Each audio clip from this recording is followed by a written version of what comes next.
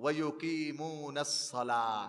এক নাম্বার মুত্তাকিনের, প্রকৃত ইমানদারের কাজ হলো নামাজ লাগবে। এজন্য যেই পীরের কাছে নামাজ নাই ওই পীরের পীরালি ভণ্ড।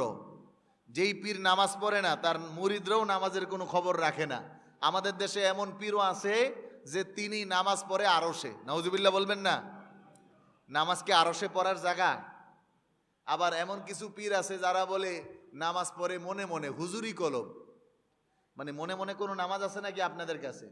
কি বলেন? আমাদের এই যে সাতাবির রহমতুল্লাহি আলাইহি আপনাদের এলাকায় আবাদ করেছেন এবং ওনার সুনাম সুখ্যাতি আপনাদের এলাকায় কতটুকু জানি না, বাহিরে কিন্তু আকাশ চুম্বি। আল্লাহু আকবার পড়ে। কোনোদিন কি বলেছে নামাজ লাগবে না? এরকম কোনোদিন বলেছে যে নামাজ না পড়লেও হবে? এজন্য মুমিনের আলামত হলো সে নামাজি। আমার দেশে এখন কিছু মানুষ পাওয়া যায় যারা নামাজকে কমাইতে চায়, নামাজকে ছোট করতে চায়, নামাজকে কসির করতে চায়, নামাজ দিয়ে অনেক তালবাহানা করতে চায়। সাবধান, মনে রাখবেন, নামাজ যার ঠিক নাই তার ইমানের কোনো গতি। ব্রেক ফেল গাড়ি আছে না, গাড়ির যদি ব্রেক ফেল হয় তাহলে কিন্তু বিপদ। কই যায় যে বাড়ি খাবে আর কোন গর্তে পড়বে আর ঠিক নাই। এই যে আজকের সংবাদে দেখলাম আমি, আজকের খবর, পাটুরিয়া ফেরিঘাটে একটা গাড়ি 40 জন যাত্রী নিয়ে ব্রেক ফেল করে সরাসরি পানিতে পড়ে গেছে। ফেরিতে উঠবে, আসছে উঠার জন্য, কিন্তু ব্রেক আর কাজ করে নাই। ব্রেক দিয়েছে একদম, ড্রাইভার সহ যারা ছিল সবাই পানির নিচে।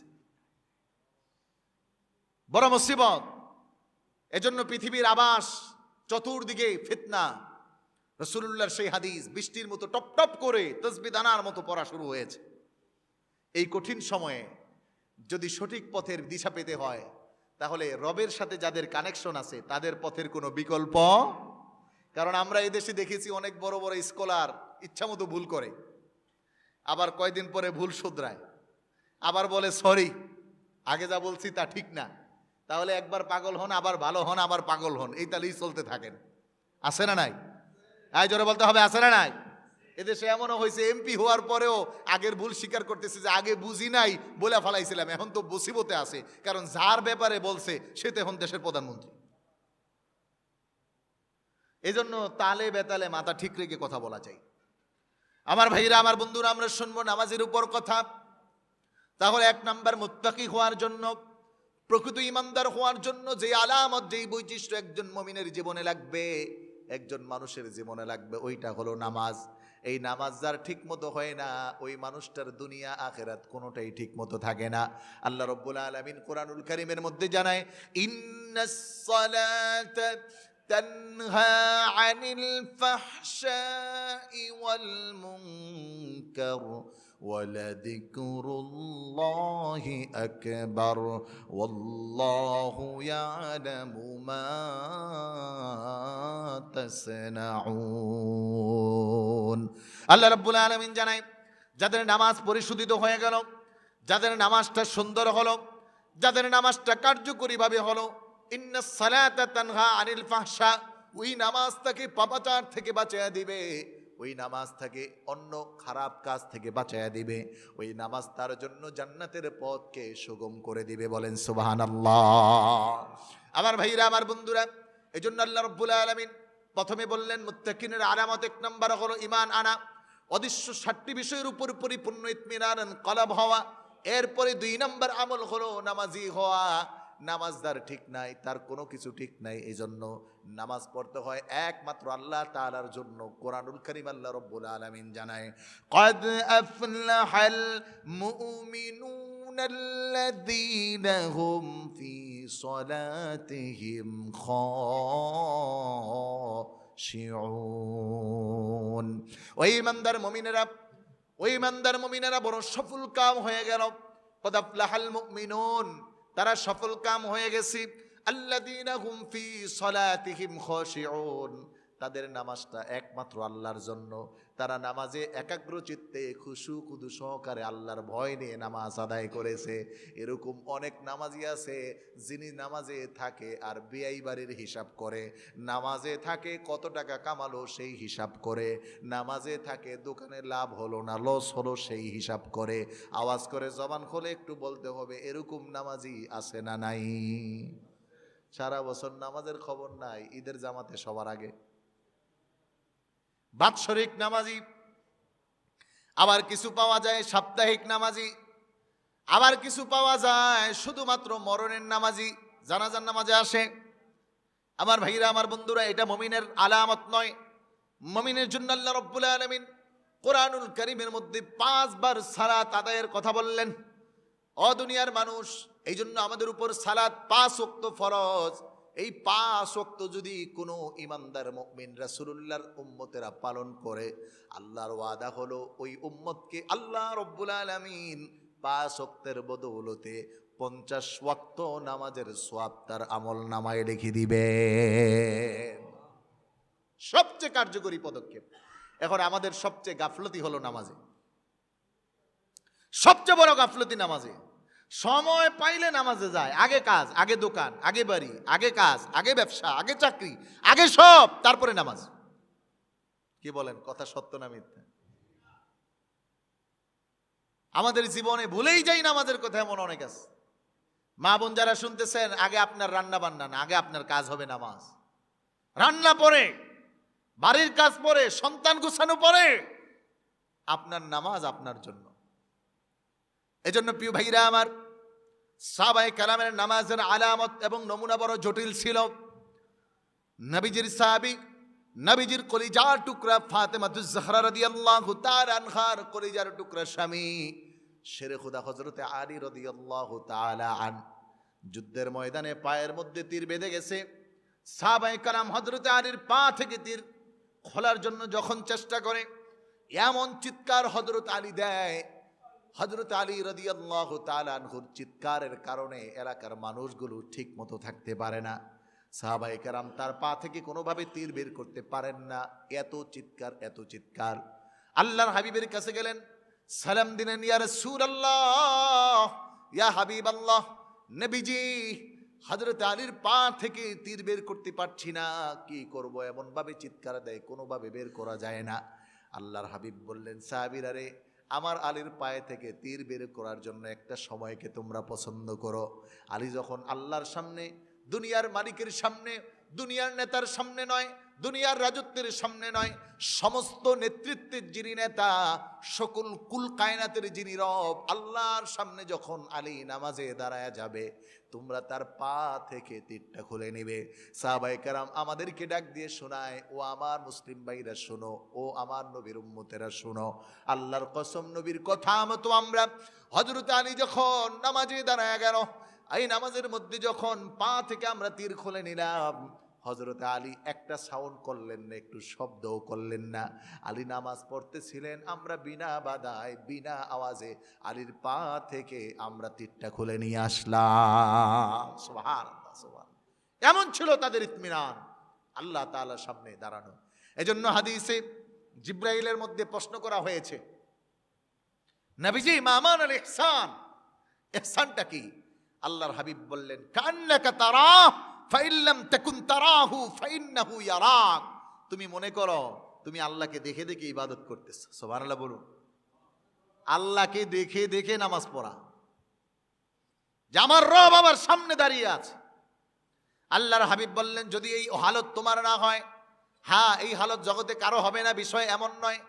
আমাদের ইমামে আজম আবু হানিফা রাহিমাহুল্লাহু তাআলা আন একবার আর দুইবার নয়, 70 বার আল্লাহ রাব্বুল আলামিনকে এই চোখে দেখেছে। সুবহানাল্লাহ। কতটা বড় আল্লাহর প্রিয় বান্দা ছিল আমার প্রিয় ভাইরা, আমার বন্ধুরা। এজন্য নামাজ হবে একমাত্র আল্লাহর জন্য। নামাজ পৃথিবীর কারো জন্য নয়, নামাজ দেখানোর জন্য নয়, নামাজি বলবে এই জন্য নয়, নামাজি আমার সন্তান বলুক কিংবা দূরের মানুষ বলুক এই জন্য নয়, আমার নেতা বলবে আমি খুব ভালো, আমি নামাজি এই জন্য নয়, এলাকার মহল্লার মানুষ বলবে আমি নামাজি এই জন্য নয়, বরং নামাজ হবে একমাত্র কার জন্য? বলেন, আরেকটু আওয়াজ করে বলেন, নামাজ হবে কার জন্য? যদি এটা ঠিক মতো না হয় তাহলে ঈমান ঠিক। যারা বলেন ঈমান ঠিক, নামাজ ঠিক নাই, যার ঈমান ঠিক নাই। এজন্য আল্লাহর হাবিব বলে, কাফের আর মুসলমানের মধ্যে পার্থক্যের একটা মাপকাঠি আছে, ওই নামাজ। এখন আপনি আমি কি করি, আজান দিছে, আমি মসজিদের সামনে দিয়ে হাইটা যাই, হুজুরে ডাক দেখো, হুজুর কাম আছে, পরে আমনে আছে না নাই? শুক্রবার দিন যাই, যুবকরা নামাজ পড়তে ঢুকে, সালাম পিরাইতে দেরি হয়, সব দৌড় দেয়। কোনো মতে আসে।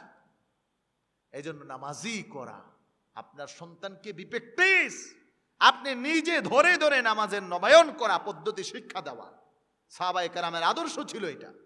এখনো মদিনাতে যান, আপনি মক্কাতে যান, সৌদিয়ান সব ছোট্ট ছোট্ট বাচ্চা সব নিয়ে আস, তারা তালিম দেয়, শিখায়।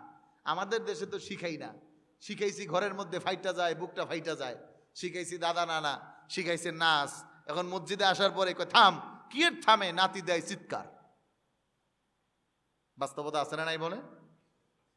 এজন্য তালিম ঘর থেকে দেওয়া। বাবা নামাজি না হলে কেমন করে সন্তান নামাজি হয়? মা নামাজি না হলে কেমন করে সন্তান নামাজি হয়? আপনার কষ্ট লাগে। আমার 6 বছরের মেয়ে নামাজ না পড়লে ভাত বন্ধ। আগে নামাজ পড়ে ভাত, কোনো কথা নাই, নামাজ আগে পড়ো। আমার প্রিয় ভাইরা, আমার বন্ধুরা, এজন্য নামাজের ব্যাপারে আল্লাহ রাব্বুল আলামিন কোরআনুল কারীমে বারবার তাকিদ দিয়েছেন। মুমিনের জীবনে নামাজ হলো সর্বশ্রেষ্ঠ। যখন মুমিন কোনো অবস্থায় বিপদে পড়ে যাবে, আল্লাহ রাব্বুল আলামিন মুমিনকে শিখিয়ে দিলেন, যদি একটা মাধ্যমে আমার কাছে চাও তাহলে আমি তোমার বিপদের সময় হাজির। কোরআনুল কারীম বলে, ও দুনিয়ার মানুষ শোনো, আল্লাহর হাবিব বলেন, ইয়া আইয়ুহাল্লাযীনা আমানু ইসতাঈনু বিস-সাবরি ওয়াস-সালাহ ইন্নাল্লাহা মা'আস-সাবিরিন। বিপদে পড়ে গেছ, আমানুস্তাঈনু বিস-সাবরি ওয়াস-সালাহ, নামাজ এবং ধৈর্যের মাধ্যমে আল্লাহ তাআলার কাছে যাও। বিপদ এসেছে, হুট করে বিপদ চলে যাবে না। অসুস্থ হয়েছ, হুট করে অসুস্থ চলে যাবে না। যত বড় মহাবিপদ হোক, সময় লাগবে, ধৈর্য ধরো। আর এই ধৈর্যের সময় তুমি পরীক্ষা দাও, আল্লাহর সামনে দাঁড়িয়ে চাও। নামাজে কুদরতি কদমে, রবের কদমে মাথাটা লুটিয়ে দাও। আল্লাহকে দেখে দেখে নামাজ পড়ার মতো যদি তাও না হয়, তাহলে আল্লাহ তোমাকে দেখছে এমনভাবে মনে করে আল্লাহর কুদরতি কদমে মাথাটা লাগায়া এবার রবকে বলো, আল্লাহ আমার যত মুসিবত তুমি ছাড়া কেউ দূর করতে পারে না। আল্লাহ তাআলা বলেন, ইন্নাল্লাহা মা'আস-সাবিরিন, যারা ধৈর্য আর নামাজ নিয়ে আমার কাছে হাত তোলে, আমি রব্বুল আলামিন ওয়াদা দিচ্ছি, আমি ওই ধৈর্যশীল আর নামাজি ব্যক্তিদের সাথে থাকি। বলেন সুবহানাল্লাহ। আমার ভাইরা, আমার বন্ধুরা, আবার এমনও কিছু নামাজ আছে দেখানো নামাজ। এজন্য কোরআন আয়াত নাজিল করে দিয়েছে, আরাআইতাল্লাযী ইউকাযযিবু বিদ্দীন ফাযালিকাল্লাযী ইয়াদউল ইয়াতীম ওয়া লা ইয়াহুদ্দু আলা তুআমিল মিসকিন ফাওয়াইলুল লিল মুসাল্লিন আল্লাযীনা হুম আন সালাতিহিম সাহুন আল্লাযীনা হুম ইউরাউনা ওয়া ইয়ামনাউনাল মাউন। কতক নামাজি হবে এমন, তারা নামাজ পড়বে লোক দেখানো, মানুষকে দেখানোর জন্য। সাহাবায়ে কেরাম নবীর সামনে বসা, আল্লাহর হাবিব সাল্লাল্লাহু আলাইহি ওয়াসাল্লাম সাহাবীদেরকে বলতেছেন, ফাকাদ ইস্তাজাবাল্লাহ। ও আমার সাহাবীরা, কেমন করে আল্লাহ রাব্বুল আলামিন ওই মানুষটার নামাজ কবুল করবে, দোয়া কবুল করবে, তার ডাক শুনবে? সাহাবায়ে কেরাম বলে, কেন? নবীজি বললেন, শুনো, একটা মানুষ খুব পেরেশান হয়ে মসজিদে ঢুকলো, মসজিদে ঢুকে নামাজ পড়লো, খুব পাগল, বারবার সেজদা করলো, নামাজ পড়ার পর আল্লাহর কাছে হাত তুললো আর চাইতেছে। আল্লাহ বলেন, না, আমি তোমার ডাক শুনি না। সাহাবায়ে কেরাম বলে, ইয়া রাসূলুল্লাহ, কেন? বলে, ওই লোকটা নামাজ পড়ছে ঠিক, তাড়াহুড়া কইরা ঠিক, কিন্তু লোকটার খাবার ছিল ভেজাল। খাবার ছিল কি? জোরে কোন খাবার কি? এখন সুদের কারবার কইরা মসজিদ থেকে যায় না, নামাজের ওয়াজ শুনছে, নামাজের ওয়াজ শুই না পাক্কা নামাজি হয়েছে, কিন্তু কারবার করতেছে সুদের। তাহলে এই নামাজ আল্লাহর কাছে কবুল হবে? জোরে বলেন, হবে? এই নামাজ আল্লাহ পছন্দ করেন না। আবার নামাজি কিছু দেখবেন, ইলেকশনের নামাজি, ইলেকশনে দাঁড়াতে হবে, এই জন্য টুপি টুপি মাথায় দিয়ে এসে খালি নামাজ পড়ে। আছে না নাই? কিতাবে আপনাদের এলাকায় নাই নিবা? ইলেকশনের নামাজি না, বলে মানুষকে দেখানোর জন্য, না আমি খুব ভালো নামাজি, এই তো পাশ করার পরে টুপিও খোলে, পাঞ্জাবিও খোলে, মসজিদে তো 1 বছরও দেখা যায় না। লোক দেখানো নামাজি। বলে, এই নামাজ দিয়ে পরকালে পার পাওয়া যাবে? নামাজ হতে হবে কার জন্য? আরো যারা বলেন, কার জন্য? একমাত্র আল্লাহর জন্য, একমাত্র স্রেফ আমার রবের জন্যই আমার সেজদা, দুনিয়ার অন্য কোনো মানুষের জন্য আমার সেজদা নয়, আমার ইবাদত নয়, আমার কর্ম নয়। এজন্য মুমিন হব তো মুমিন, এখানে যদি প্রশ্ন করি যে আপনি বালেগ হওয়ার পরে ঠিকঠাক 5 ওয়াক্ত নামাজ পড়ছেন কিনা, অনেকেই হয়তো আমরা উত্তর দিতে পারবো না, বিপদে পড়ে যাব, মুসিবতে পড়ে যাব। সম্মানিত হাজিরিন, আপনার জিকির একটু কম আছে, দান সদকা একটু কম আছে, কিন্তু নামাজটা পড়ার জন্য তো আপনার টাকা লাগে না। দান করতে হলে টাকা লাগে, হজ করতে যাইতে হলে টাকা লাগে, ব্যবসা বাণিজ্যের জন্য টাকা লাগে, ইজ্জত সম্মান পাইতে টাকা লাগে, কিন্তু নামাজ পড়তে টাকা লাগে? ধরেন আল্লাহ বলল দান করস নাই কেন, হাদিসে আসছে আল্লাহ প্রশ্ন করবে আমি তোমার কাছে চাইছি তুমি তো আমাকে দাও নাই। তো বান্দা বলবে আল্লাহ এটা কেমন কথা, আপনি তো কখনো আমার কাছে চান নাই। তো আল্লাহ বলবে আমি চাই নাই, কিন্তু তোমার কাছে ভিক্ষুক পাঠাইছিলাম, ওইটাই আমার হাত ছিল, তুমি দিলে আমি পাইতাম। তো বান্দা বলবে আল্লাহ আমি তো অক্ষম ছিলাম, উপযুক্ত ছিল না আমার, দিবুকুর থেকে গরিব মানুষ। কিন্তু এইটার একটা উত্তর দিতে পারবেন যে আমার ছিল না, আল্লাহ আপনি আমাকে দেন নাই, আমিও দিতে পারি নাই, আপনি আমাকে দেন নাই, আমিও বাইতুল্লাহ যেতে পারি নাই। কিন্তু নামাজের খেলায় যদি প্রশ্ন করে গিরে নামাজ পড়স নেই কেন, আপনি কি বলতে পারবেন আল্লাহ কাজ আসিল? বলা যাবে? কারণ নামাজ পড়ার জন্য যা দরকার এটা আমার শারীরিক সক্ষমতা আল্লাহ আমাকে দিয়ে দিয়েছে। সুবহানাল্লাহ, সুবহানাল্লাহ। শারীরিক সক্ষমতা আমাকে দিয়ে দিয়েছে এবং আমাকে নামাজ পড়ার জন্য যা দরকার তা শিখতে বলেছে। যদি তা নাও পারি অন্তত নামাজে দাঁড়িয়ে আল্লাহ আল্লাহ বলেও নামাজ পড়তে হয়। কোনোভাবে নামাজ ছাড়ার কোনো সুযোগ। কিন্তু আমাদের সমাজ ব্যবস্থায় এখন এই কাজটা সবচেয়ে বড় অবহেলিত আমার মনে হয়। ফজরের সময় আসলে দেখা যায় মুসল্লির কোয়ালিটি কেমন, কি বলেন বুঝেন নাই? যেই দিন মিলাদ আছে ওই দিন তো মসজিদ ভরা, শুক্রবারে মসজিদ ভরা, কিন্তু সপ্তাহের মাঝখানে মঙ্গলবারে খালি ইমাম সাহেব আর মুয়াজ্জিন খাড়া হইছে। আফসোস এটা আমাদের জন্য। আমি নিজেও নামাজের পাবন্দি করি না, আমার সন্তানটাকেও আমি নামাজের জন্য আদেশ করি না। কি বলেন ভাই, আল্লাহ তাআলার কাছে কি যাইয়া পার পাওয়া যাবে? আল্লাহু আকবার, আল্লাহু আকবার। পার পেতে হলে আমাকে কাজ করতে হবে। আল্লাহর হাবিব হাদিস শোনাইতেছে, বলে শোনো ইমানদার আমার উম্মতেরা শোনো, আরাইতুম লাউ আন্না নাহরান বিবাবি আহাদিকুম, যদি তোমাদের কারো বাড়ির সামনে একটা পুষ্কুনি থাকে আর ওই বাড়ির মানুষটা প্রতিনিয়ত 5 বার ওই পুষ্কুনিতে গোসল করে, হালিয়াবকা মিন দারনিহি শাই, তাহলে বলো তো ওই মানুষটার শরীরে কোনো ময়লা থাকবে কিনা? সাহাবায়ে কেরাম বললেন ইয়া রাসূলুল্লাহ ইয়া হাবিবাল্লাহ, যদি কোনো মানুষ প্রতিদিন 5 বার গোসল করে তাহলে ওই মানুষটার শরীরে কোনো ময়লা থাকতে পারে? 5 বার যদি গোসল করে ময়লা থাকে, মোটামুটি সাবান না দিলেও হাত দিয়ে তো ঘষা দেয়, সব ময়লা উঠে যায়। সাহাবায়ে কেরাম বললেন ইয়া রাসূলুল্লাহ ইয়া হাবিবাল্লাহ, ওই ব্যক্তির শরীরে কোনো ময়লা থাকতে পারে না। আল্লাহর হাবিব বললেন এরকম হলো নামাজের উদাহরণ। যদি কোনো মানুষ প্রতিনিয়ত 5 বার নামাজ জামাতের সাথে আদায় করে, আল্লাহ রাব্বুল আলামিন ওই ব্যক্তিটার সমস্ত গুনাহগুলোকে ওই পানির মতো করে ঝারঝার করে পবিত্র করে দেয়। সুবহানাল্লাহ। কিন্তু আমাদের এই খবর নেই, পেরেশান, হুজুর গুনাহ শেষ হয় না। আল্লাহর হাবিব বলেন এক সালাত আরেক সালাতের মুয়াফিক গুনাহ কাইটা দেয়। কেউ যদি ফজর পড়ে জোহর পর্যন্ত যত সগীরা গুনাহ হয়, জোহর নামাজ পড়লেই শেষ, মাইনাস, নাই গুনাহ।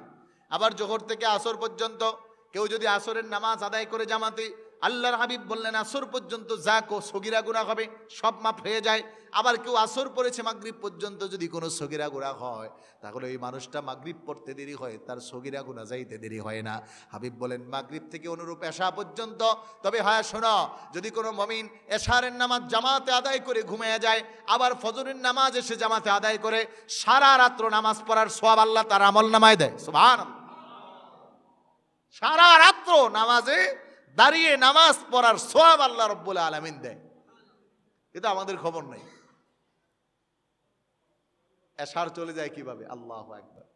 ওই যে একটা গজল আছে, আমার ছোট্ট একটা ছেলে আছে 3.5 বছর বয়স, তো আমার ওয়াজ দেখে, তো আমার সামনে থেকে, মানে আমি আর আমার পরিবার এক রুমে থাকলে ও রুম থেকে বের হয়ে সামনের রুমে আইসা টান দেয়।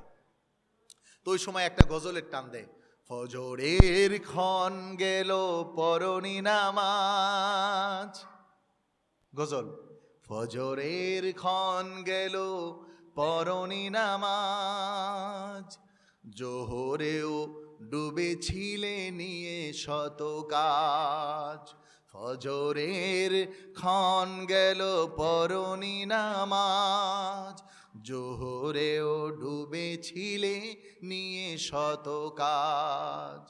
আসর গেল তোমার হেলায় খেলায়। সত্যি না? আসরের সময় সূর্যটা পড়ে যায়, যুবক ভাই ব্যাট বল নিয়ে চলে গেছে, ফুটবল নিয়ে চলে গেছে, ভিডিও গেমসে চলে গেছে, মোবাইলে ডুবে গেছে, খবর নাই। এমন অনেক আছেন 60 বছর হয়ে গেছে, 60 বছরে ঠিক মতো একদিনের নামাজ ঠিকঠাক আদায় করে নাই, কিন্তু নাম দেয়, পরিচয় দেয় মুসলমান। শরম লজ্জা থাকার দরকার যে আমি একজন মুসলমান, আমার অন্তত আর কিছু না থাকুক, সার্টিফিকেট আর কি আছে না আছে ওইটা দেখা দরকার নাই, আমার 5 ওয়াক্ত নামাজ যেন ছুটে না যায়। আমি আমার বাড়ির পাশে মসজিদ, ইমামের পিছনে 5 ওয়াক্ত নামাজ ঠিক মতো আদায় করব।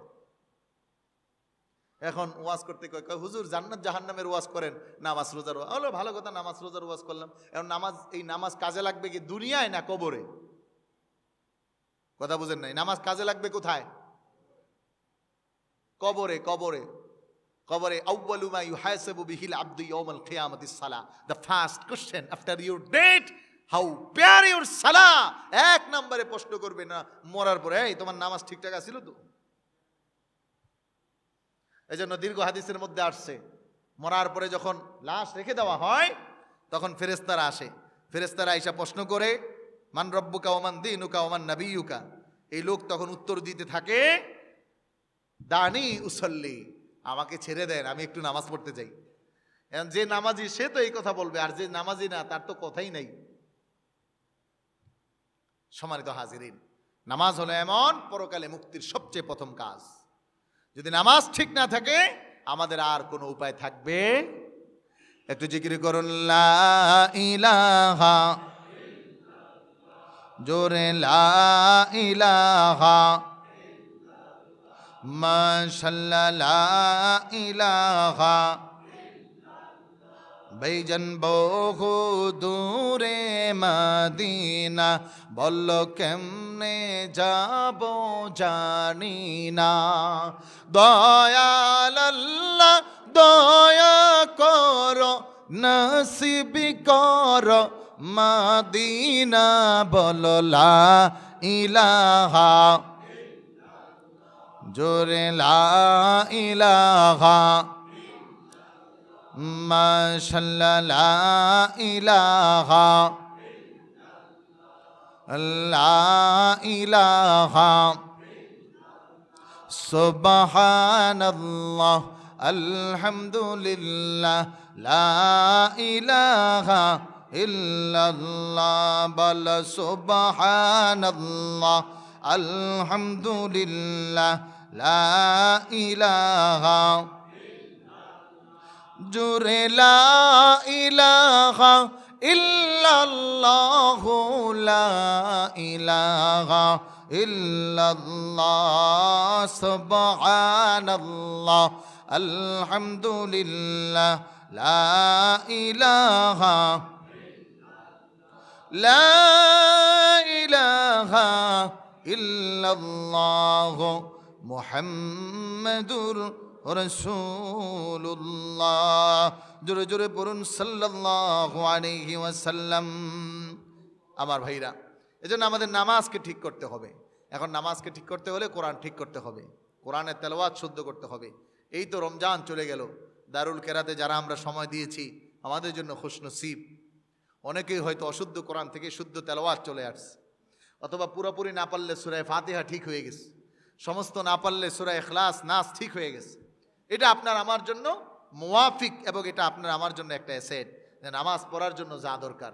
অনেক বাবাজি আছেন জানেনই না নামাজ পড়ার জন্য কি দরকার। আমরা মুসলমান, আপনার টাকা আছে, পয়সা আছে, সম্মান আছে, গাড়ি আছে, বাড়ি আছে, ইজ্জত আছে, আপনি জানেন না নামাজে কি লাগে, নামাজ পড়তে কি লাগে? বলেন তো আপনার কি দাম আল্লাহ তাআলার কাছে আছে? আছে? নাই। এজন্য সাবধান। বলে ইসলামের 5টি স্তম্ভ, বুনিয়াল ইসলাম আলা খামস, শাহাদাতু আল্লা ইলাহা ইল্লাল্লাহ ওয়া আন্না মুহাম্মাদুর রাসূলুল্লাহ ওয়া ইকামাস সালাহ। 3 নাম্বার নামাজ কায়েম করা।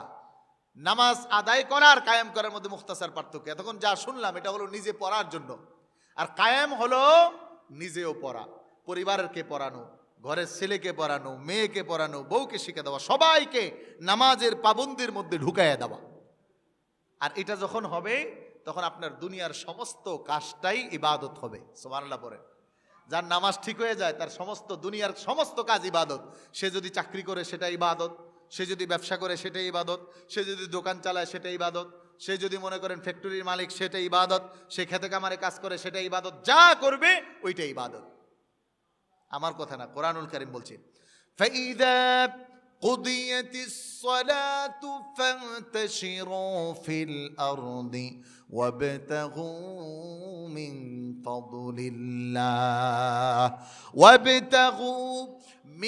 ফাদলিল্লাহি ওয়াযকুরুল্লাহা কাসীরান লাআল্লাকুম তুফলিহুন।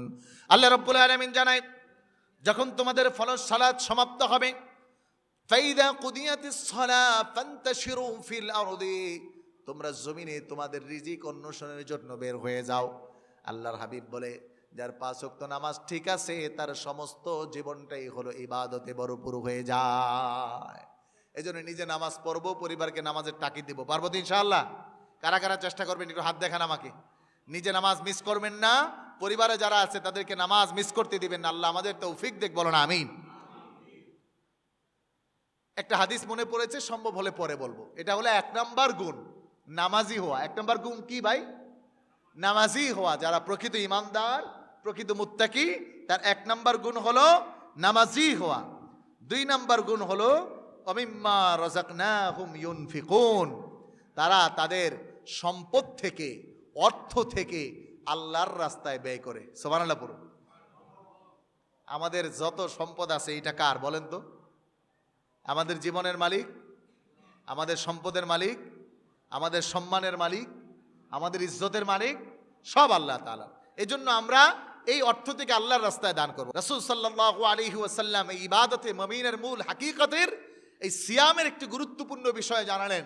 যারা 1 মাস সুন্দরভাবে সিয়াম সাধনা পালন করলো, মান সামা রমাদান সুম্মা আতবাআহু সিত্তাম মিন শাওয়াল, আল্লাহর হাবিব বললেন যারা রমজানের 30টি রোজা পালন করলো, এরপরে শাওয়াল মাসে বাকি 6টা রোজা রাখলো, কামান কানা কাসিয়ামিদ দাহার, কেমন জানি ওই উম্মত সমস্ত বছর, সারা বছর রোজা রাখলো। সুবহানাল্লাহ। এই মাসে 6টা রোজা রাখা কি কঠিন হবে? অলরেডি চলে যেতেছে, কিন্তু ফাঁকে ফাঁকে চলে যাবে। এজন্য সাবধান। যেহেতু শাওয়াল মাস চলে আসছে, আমাদের উপর দায়িত্ব আমরা এই শাওয়াল মাসে 6টা রোজা পালন করব। 6টা রোজা একাধারেও রাখতে পারি, ভেঙে ভেঙেও রাখতে পারি, আমার সুবিধা মতো আমি রাখবো। হ্যাঁ, যদি কাজা রোজা থাকে ওইটা আদায় করব, অথবা পরে করলেও সমস্যা নাই। কিন্তু শাওয়াল মাসের রোজা এটা তো আর পরের মাসে করার কোনো সুযোগ নাই, এই মাসেই 6টা করতে হবে। এজন্য রাসূল যে হাদিসটা বললেন, আমরা যেন সারা বছর রোজা রাখার সওয়াব অর্জন করতে পারি, এটা আমাদের জেহানে থাকতে হবে। তাহলে এই মাসে আজকের তালিম বাড়িতে গিয়ে মা বোন যারা আছে, ছোট ছোট বাচ্চা আছে, যারা বয়স্ক আছে, প্রাপ্তবয়স্ক আছে, সবাইকেই তালিম করাবেন যে এই মাসে আমরা আমাদের পরিবার সকলে মিলে 6টা রোজা পালন করব, একাধারে পালন করব, অথবা একদিন গ্যাপ করে পালন করব, অথবা আমার সুবিধা মতো আমি পালন করব। এই শাওয়াল মাসেই যেন আমার 6টা রোজা পালিত হয়। তাহলে আল্লাহর হাবিব বলেন 1 বছর রোজা রাখার সওয়াব আল্লাহ রাব্বুল আলামিন তার আমল নামায় দান করবেন। বলেন সুবহানাল্লাহ।